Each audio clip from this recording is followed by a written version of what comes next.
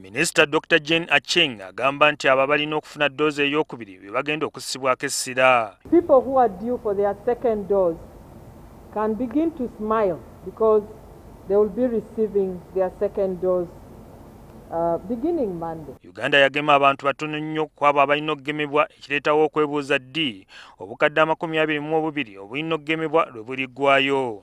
We have vaccinated 902,992 people with the first dose, while 240,771 have received their second dose.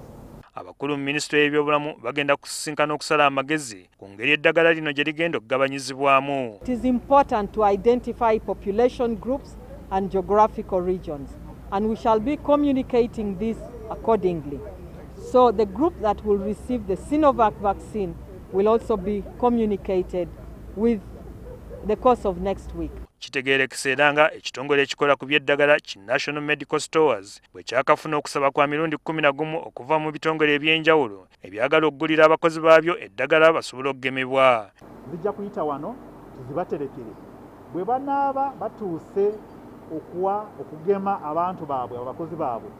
Minisitule y'ebyobulamu ejja kuba ebawa abakozi abanaaba bagema abantu baabwe ku bwereere tebajja kusasula ssente zonna. Abayambako Uganda mu lutalo olw'okulwanyisa COVID-19 omuli n'aba UNICEF abasuubizza okugula silinda za oxygen bagamba nti bakola butaweera okulaba nga batuukiriza.